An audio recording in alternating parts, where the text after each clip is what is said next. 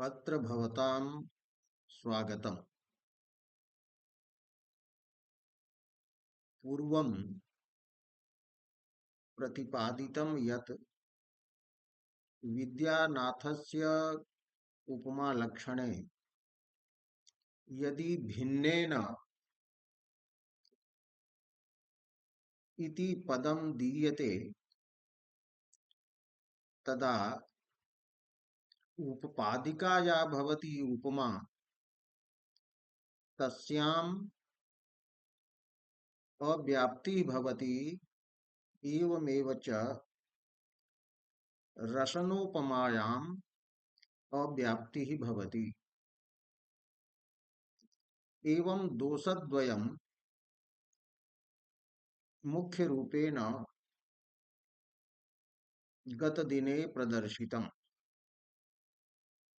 अद्य भिन्नेन इति पदस्योपादाने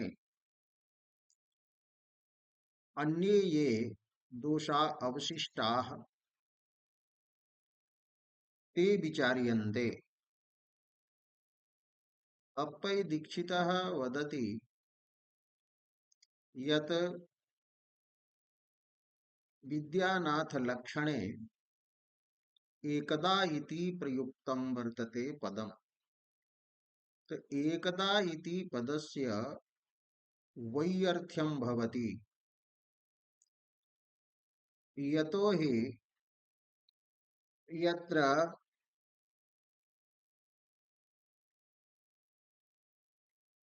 उपमेयोपमा भवति तत्र उपमेयोपमायाम्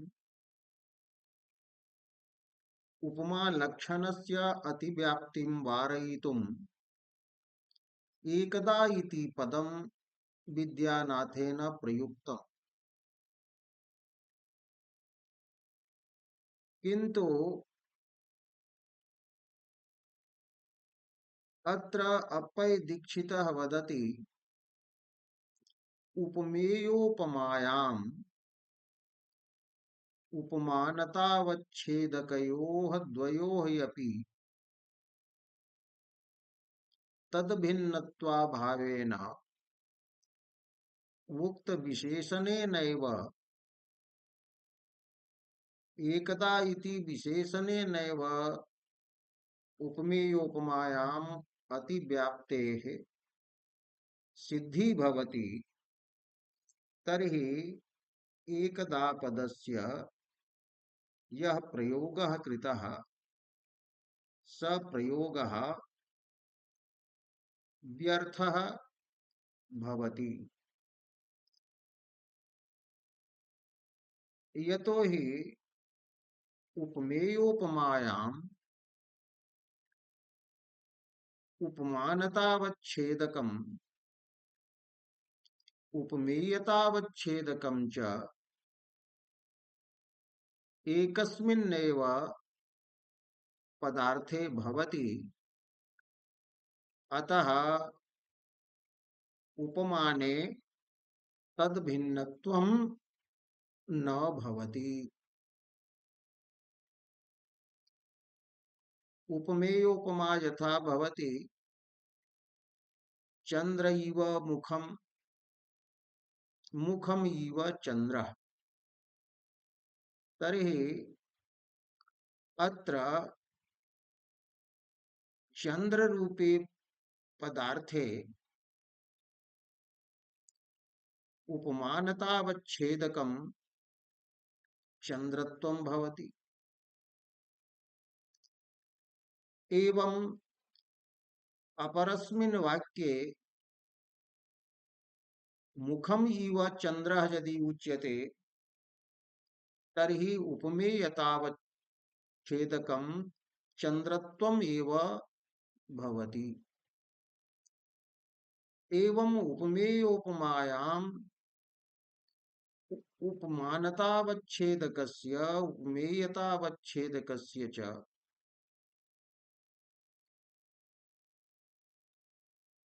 भिन्नत्वाभावेन उक्त विशेषणं यद्दत्तं भिन्नं भिन्नेन इति विशेषणं तेन विशेषणेनैव उपमेयोपमायाम् उपमालक्षणस्य अतिव्याप्तिः वारिता भवति। अतः एकदा इति पदं व्यर्थं वर्तते।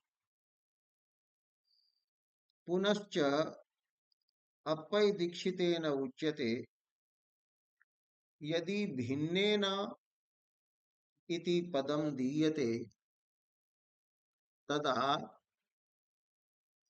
परस्परोपमाया वर्तते। अन्य धर्मिका अभिन्न धर्मिका या वर्तते उपमा,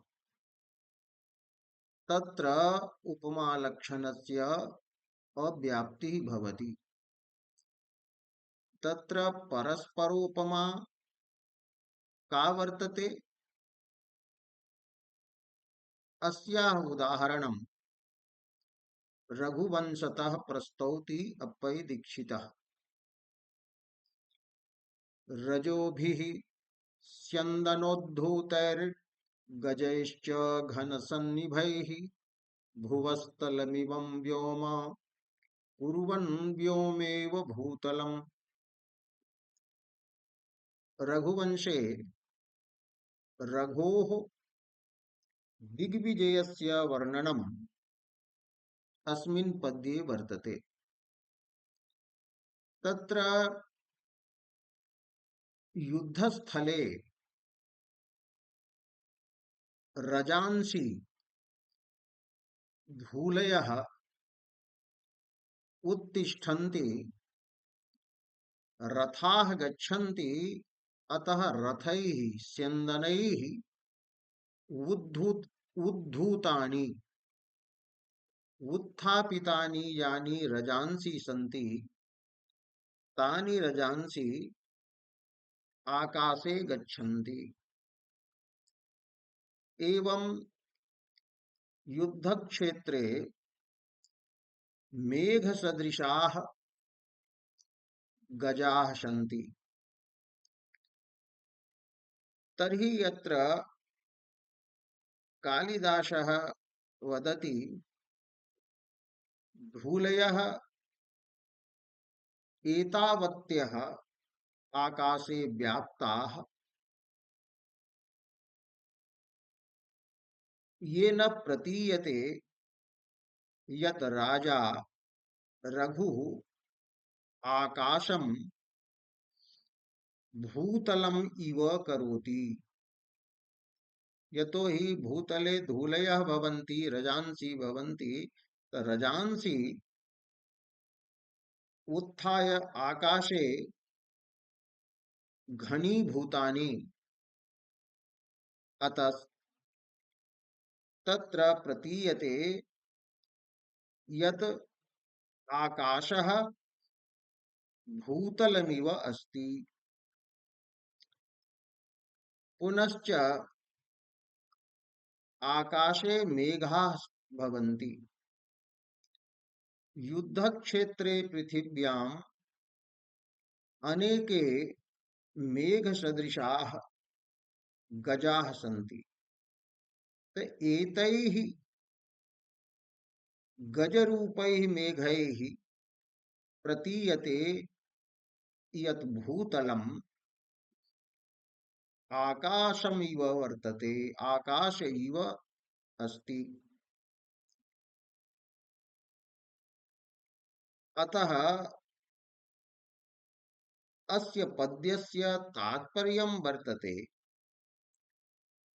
यत् रघुः स्यन्दनेन उद्धूतैः, अर्थात् स्यन्दनैः रथैः, अनेकैः रथैः उद्धूतैः उत्थापितैः रजोभिः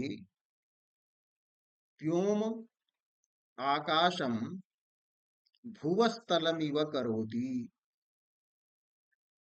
एवं घनसन्निभैः मेघ सदृशैः गजैः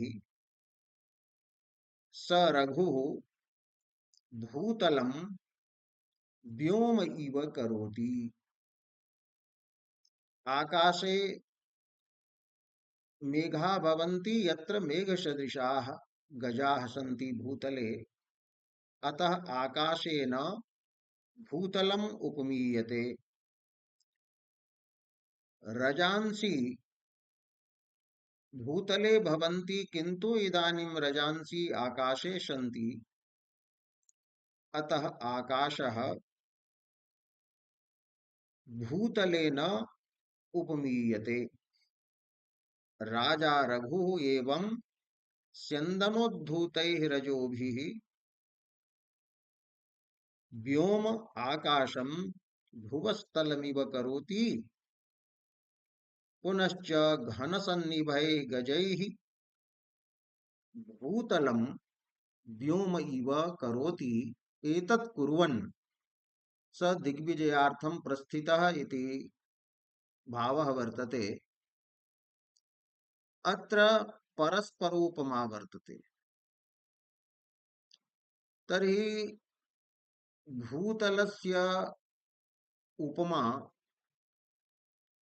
सादृश्यं व्योम्नि वर्ण्यते। पुनश्च व्योम्नः सादृश्यं भूतले वर्ण्यते। भूतलेन व्योम्नः उपमा भवति एवं च व्योम्ना भूतलस्य उपमा वर्तते। अतः अत्र परस्परोपमा अस्ति इति अप्पै दीक्षितस्य मतं वर्तते। अत्र अप्पै दीक्षितः कथयति यत् स्वयं विद्यानाथः प्रतापरुद्रयशो भूषणे रजोभिस्यन्दनोद्धूतैः इति पद्यम् उपमेयोपमालङ्कारस्य प्रकरणे परस्परोपमायाः उदाहरणं दत्तवान्। विद्यानाथेन परस्परोपमायाम् उदाहरणरूपेण एतत् पद्यं प्रस्तुतम्। अप्पै दीक्षितेन उच्यते परस्परोपमाया वर्तते सा वाक्यद्वये घटिता भवति अथवा पदार्थद्वये घटिता अत्रापि अस्ति। तर्हि भुवस्तलमिव व्योम अत्र भूतले उपमानतावच्छेदकं यत् वर्तते भूतलत्वं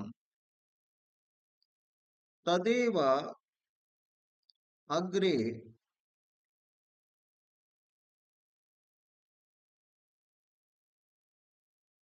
अग्रे तत्र भूतलं भवति उपमेयं तो उपमेयतावच्छेदकम् अपि भूतलत्वमेव वर्तते। भुवस्तल तलम् इव व्योम कुर्वन् अत्र भुवस्तलम् अर्थात भूतलम् उपमानम् तत्र वर्तते उपमानता तस्याः अवच्छेदकम् वर्तते भूतलत्वम्। पुनश्च कुर्वन् व्योमेव भूतलम् इत्यत्र भूतलं भवति उपमेयम् अतः उपमेयतावच्छेदकम् अपि भूतलत्वम् एव वर्तते। एवमेव पूर्वत्र भूतलेन व्योम उपमीयते अतः व्योम वर्तते उपमानम् तत्र भवति उपमानता तस्याः अवच्छेदकं व्योमत्वं वर्तते। नहीं भुवस्तलमिव व्योम अत्र व्योम वर्तते उपमेयम्, तत्र भवति उपमेयता, अतः उपमेयतावच्छेदकम् अत्र व्योमत्वं वर्तते। पुनश्च कुर्वन् व्योमेव भूतलम् इत्यत्र व्योम वर्तते उपमानम्, तत्र भवति उपमानता, तस्य अवच्छेदकम् अपि व्योमत्वम् एव भवति। एवम् अत्र उपमानतावच्छेदकम् एवं च उपमेयतावच्छेदकम् भिन्नं नास्ति। उपमेयतावच्छेदकात् भिन्नः यः धर्मः तेन अवच्छिन्नत्वम् उपमाने नास्ति, तदेव उच्यते इति उपमेयोपमा प्रकरणोदाहरिष्यमान परस्परोपमायाम्। विद्यानाथस्य उपमेयोपमायाः यत् प्रकरणं वर्तते तस्मिन् प्रकरणे उदाहरिष्यमाना या वर्तते परस्परोपमा, तस्यां परस्परोपमायाम् अव्याप्तेः उपमालक्षणस्य व्याप्तिः न भवति। यतो हि भिन्नेन इति पदं प्रयुक्तं, यत् वर्ण्ये उपमेये उपमानात् भेदः स्यात्, उपमेयस्य साम्यं भिन्नेन उपमानेन स्यात्, तदैव उपमा भवति इति विद्यानाथेन उक्तम्। अप्पय दीक्षितेनापि मन्ये उपमेयोपमा प्रकरणे परस्परोपमायाः विचारः कृतः। इत्थं भिन्नेन इति पदं यदि दीयते तर्हि परस्परोपमायाम् अव्याप्तिः भवति। पुनश्च अन्या उपमा एका वर्तते अभिन्न धर्मिका उपमा, यत्र उपमान रूपः धर्मी उपमेय रूपश्च धर्मी एक एव भवति, तत्र अव्याप्तिः भवति। तस्य उदाहरणम् अग्रे दीयते। पुनश्च अत्र विद्यानाथस्य पक्षं साधयितुं पूर्वपक्षरूपेण अप्पय दीक्षितेन उच्यते, अथ सोपमेयतावच्छेदक भिन्न धर्मावच्छिन्नत्वम् उपमानस्य तद्भिन्नत्वम् इति विवक्षितम्। यदि विद्यानाथ पक्षतः उच्यते यत् स्वीया जा वर्तते उपमेयता, तदवच्छेदकः यः धर्मः तेन धर्मेण अवच्छिन्नत्वं यत् भवति उपमाने, तदेव उपमानस्य तस्मात् भिन्नत्वम् उपमेयात् भिन्नत्वं भवति। अत्र एवं द्रष्टुं शक्यते, भुवस्तलम् इव व्योम एतावदेव ग्राह्यम्। विद्यानाथ कथयिष्यति एतावदेव ग्राह्यम्। अत्र भुवस्तलम् उपमानं वर्तते, व्योम वर्तते उपमेयम्। तो एतद् वाक्यं यत् वर्तते, अयम् अंशः यः वर्तते, तत्र उपमेयतावच्छेदकं भवति व्योमत्वम्। तो उपमेयतावच्छेदकः व्योमत्वरूपः यः धर्मः, तस्मात् धर्मात् भिन्नः यः वर्तते धर्मः भूतलत्वम्, तेन भूतलत्वधर्मेण यवच्छिन्नत्वम् भूतलरूपस्य उपमानस्य अस्ति। अतः उपमानं भूतलं व्योमरूपात् उपमेयात् भिन्नं जातम्। पुनः अग्रे या उपमा दत्ता तत्र एवं विचार्यते यत् व्योम वर्तते उपमानं, भूतलं वर्तते उपमेयम्। तर्हि भूतलं यद् उपमेयं वर्तते तत्र भवति या उपमेयता, तस्याः उपमेयतायाः अवच्छेदकं यद् वर्तते भूतलत्वं, तस्मात् अवच्छेदकात् भिन्नः धर्मः वर्तते व्योमत्वम्। तेन व्योमत्वेन अवच्छिन्नत्वं वर्तते व्योम रूपे उपमाने। व्योम रूपम उपमानम यत् वर्तते तस्मिन् उपमाने उपमेयतावच्छेदक भूतलत्व भिन्न व्योमत्व धर्मावच्छिन्नत्वम् अस्ति। अतः तद्भिन्नत्वं वर्तते एव।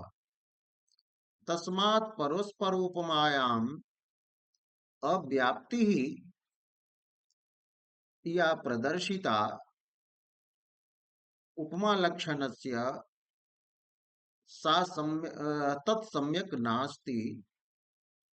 यतो हि परस्परोपमायाम् उपमेयाद् वर्ण्यात् भिन्नत्वम् अस्त्येव। एकस्मिन् वाक्ये वर्ण्यं यत् वर्तते व्योम, तस्मात् व्योम्नः भूतले भिन्नत्वं वर्तते। तेनैव भिन्नेन भूतलेन सादृश्यम् अत्र वर्णितम्, अतः उपमा अस्ति। एवं कुर्मन् व्योमेव भूतलम् इत्यत्र भूतलं वर्ण्यं वर्तते, तस्मात् वर्ण्यात् भिन्नत्वं व्योम रूपे उपमाने वर्तते, यतो हि अवच्छेदकं भिन्न। तो स्वं स्वं अंशं गृहीत्वा एवं यदि विचारः क्रियते तर्हि उपमा लक्षणस्य अतिव्याप्तिः परस्परोपमायां न भवति इति विद्यानाथ पक्षतः उच्यते। तर्हि अप्पै दीक्षितः वदति इदमपि न सम्यक्, इदमपि कथनं सम्यक् नास्ति। अथ सोपमेयतावच्छेदक भिन्न धर्मावच्छिन्नत्वम् उपमानस्य तद भिन्नत्वम् मने उपमेय भिन्नत्वम् अस्ति इति विवक्षितम् अस्ति इति मन्यते, तदपि सम्यक् नास्ति। तर्हि कः दोषः तत्र भवति? तर्हि उच्यते अभिन्न धर्मिकोपमासु अव्याप्तिः। यत्र धर्मी एक एव भवति तत्र या उपमा भवति तत्र अव्याप्ति स्यात्। तत्र उदाहरणद्वयं प्रस्तूयते। प्रथमम् उदाहरणं वर्तते कुमार,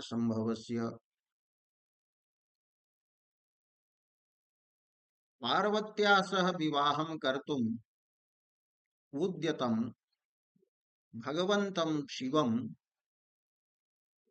मातृकागणः प्रसादितवान्। तदनन्तरं सूर्यः आगतः। यदा भगवान् शिवः विवाहार्थं प्रस्थितः तदा सूर्यः एकं छत्रं गृहीत्वा आगतवान्। शिवस्य उपरि छत्रं धृतवान्, छत्रेण सेवितवान्। तच्छत्रं विश्वकर्मणा निर्मितम् आसीत्। तस्मात् छत्रात् व आतपत्रात् तस्य आतपत्रस्य दुकूलं शिवस्य मस्तके पतति। स्वच्छं निर्मलं दुकूलं वस्त्रं पतति शिवस्य शिरसि। तेन शिवः प्रतीयते यत् तस्य शिरसि पुनः मन्ये गंगा निपतति। पुनः पतन्त्या गंगया इव शोभितः स आसीत्। पद्यं वर्तते उपाददे तस्य सहस्ररश्मिः त्वष्ट्रा नवं निर्मितमातपत्रम् स तद्दुकूलादविदूरमौलिः बभौ पतद्गङ्गैवोत्तमाङ्गे। सहस्ररश्मिः सूर्यः त्वष्ट्रा विश्वकर्मणा निर्मितं नवं नूतनम् आतपत्रं तस्य उपरि उपाददे धृतवान्। अतः तद्दुकूलात् तस्य आतपत्रस्य छत्रस्य दुकूलात् दुकूलवस्त्रात् अविदूरमौलिः अविदूरः वर्तते अर्थात समीपस्थः वर्तते। मौलिः मस्तक शिरः यस्य स भगवान् शिवः उत्तमांगे शिरसि पतत गंगः इव बभौ। पतन्ती वर्तते गंगा यस्य उत्तमांगे स पतत गंगः इव स बभौ शुशुभे। अत्र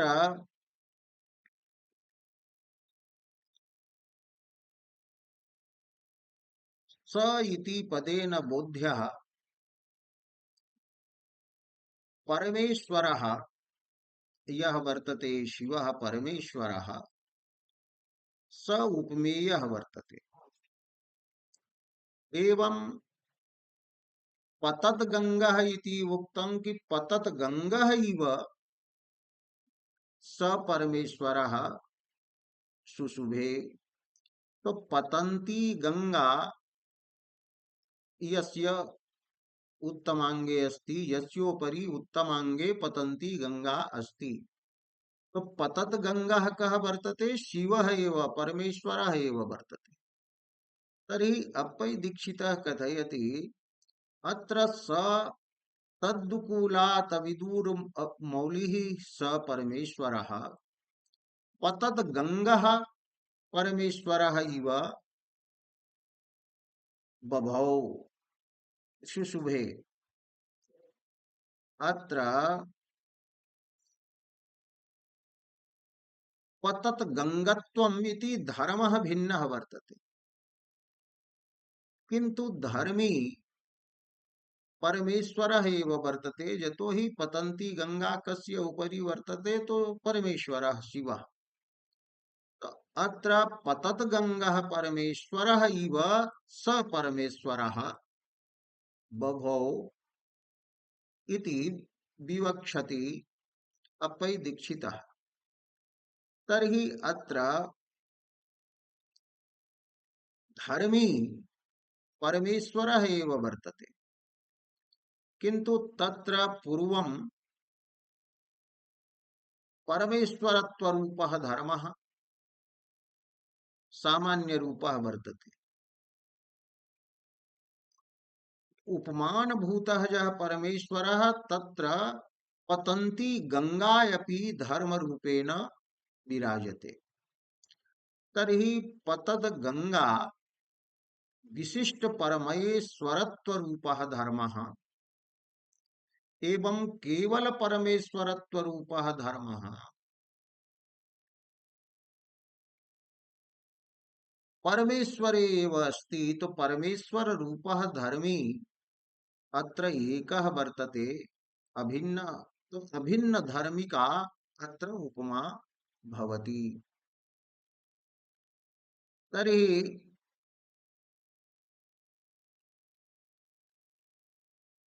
अत्र उपमानतावच्छेदकं परमेश्वरत्वम् एव वर्तते, उपमेयतावच्छेदकम् अपि परमेश्वरत्वम् एव वर्तते।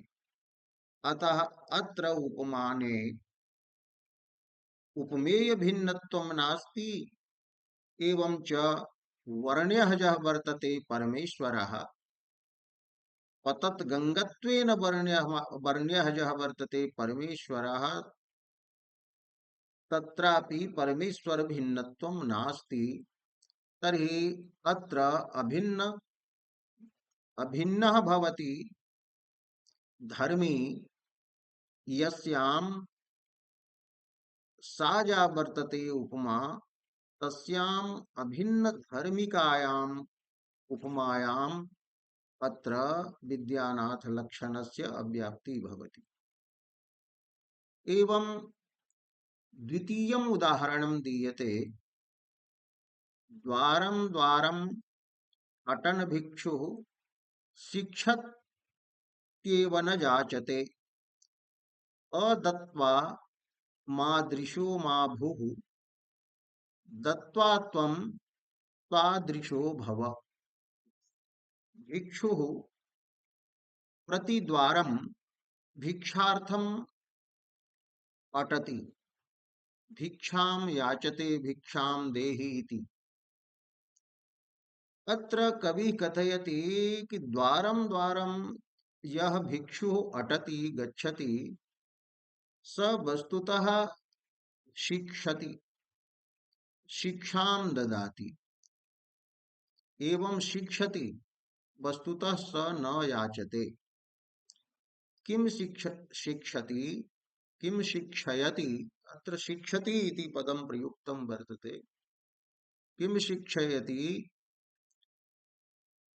अदत्वा, दानम् अकृत्वा, मादृशो मा भूः,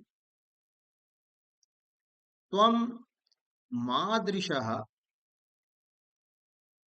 भिक्षु अहम भिक्षु अस्मि, अतः मत्सदृशः त्वं न भव। अदत्वा, अहम पूर्वं दानं न कृतवान्, तस्मात् कारणात् अहं भिक्षुः जातः।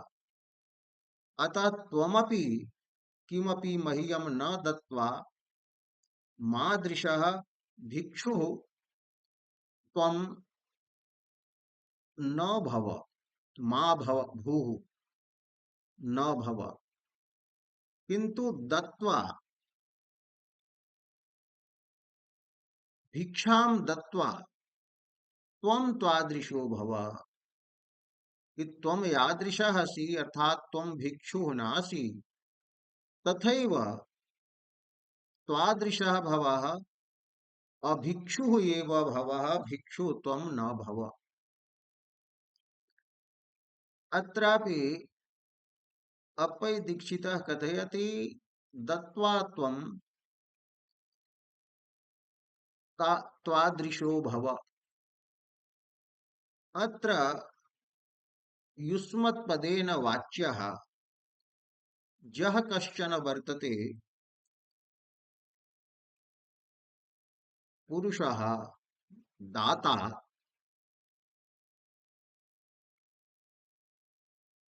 तस्य उपमा तेनैव दीयते।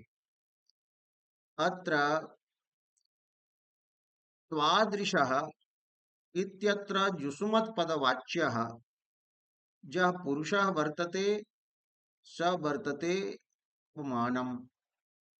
एवं त्वम् इत्यत्र युष्मत्पदवाच्यः यः पुरुषः स एव पुरुषः अत्र वर्तते उपमेयः।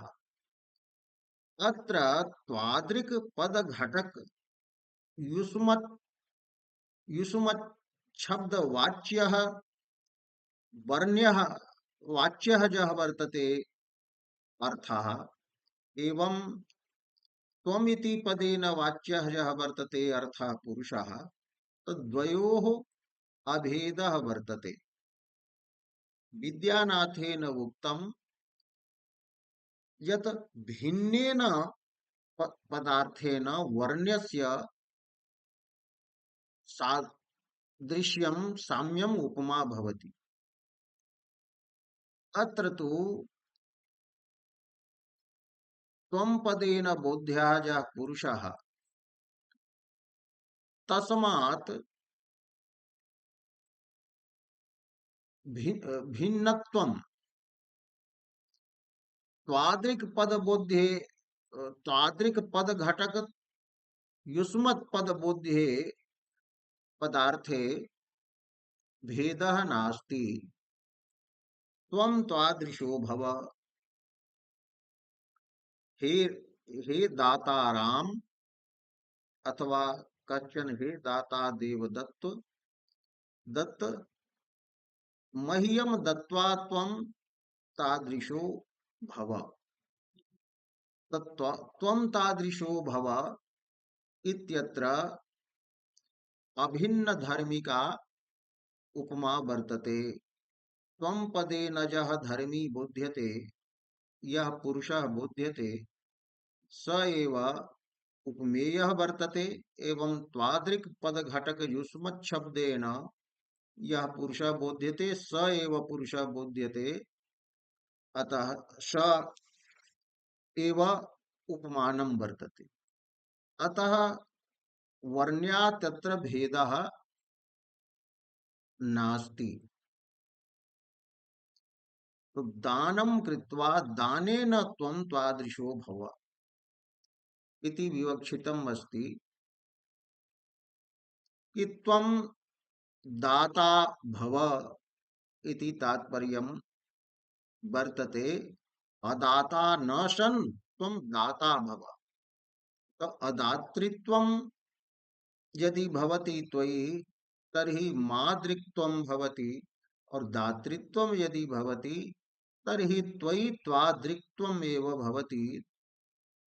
अतः दत्त्वा त्वं तादृशो भव।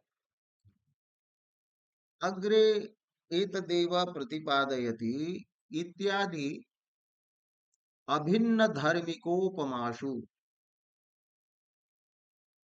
अभिन्ना अभिन्नः भवति धर्मी यासु तासु उपमासु अव्याप्त्यापत्तेश्च। विद्यानाथस्य उपमालक्षणस्य अव्याप्ति भवति। तत्र परमेश्वरत्वादेः परमेश्वरत्वं वर्तते तत्र।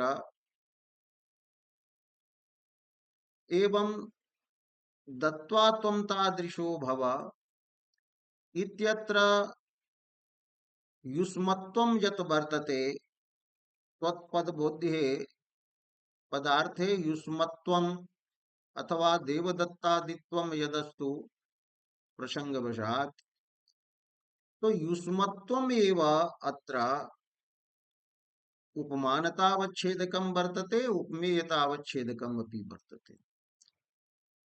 तथैव उपाददे तस्य सहस्ररश्मिः, अत्र स इति पदेन बोध्ये